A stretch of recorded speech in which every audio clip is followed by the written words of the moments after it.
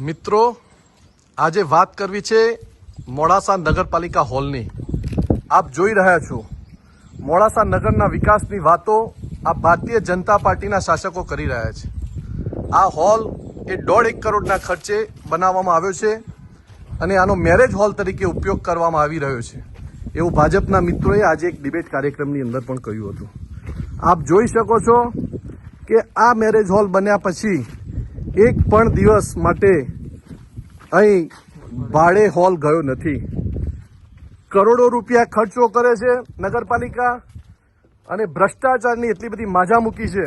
તમે જોઈ શકો છો કે એટલી બધી ગંદકી આવે છે। અહીં આ જુઓ તમે, એક તરફ રસોડાનો ભાગ છે, બીજી તરફ આ જે મેરેજ હોલ છે, મેરેજ હોલની પરિસ્થિતિ તમે જુઓ। કોઈ પણ વ્યક્તિ આને કઈ રીતે ભાડાનો ઉપયોગ તરીકે લઈ શકે, મેરેજ કઈ રીતે ગોઠવી શકે। એટલે આ ભાજપના જે ભ્રષ્ટાચારી શાસકો છે એ શાસકોને પાઠ ભણાવવાની જરૂરિયાત છે। મારી આપ સૌને વિનંતી છે કે આપ જાતે મોડાસાના નગરજનો આ જોઈ શકો છો, આ હોલની અંદર ડમ્પિંગ સાઇટ કરી દીધી છે। અહીં તમે જુઓ તો એટલી બધી ગંદકીનું એટલું મોટું સામ્રાજ્ય છે। ગૌ માતાના નામે મતો લે છે, ગાયોની પણ પરિસ્થિતિ તમે જુઓ।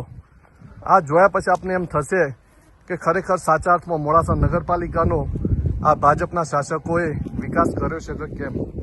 તમે એક વસ્તુનો વિચાર કરો કે જ્યારે આ ડમ્પિંગ સાઇટનો પણ નિકાલ વર્ષોથી આ લોકો લાવી શકતા નથી, ત્યારે મત લેવા માટે ખૂબ મોટા મોટા વાયદાઓ અને વિકાસની વાતો કરી અને મતો લેવા માટે આવે છે।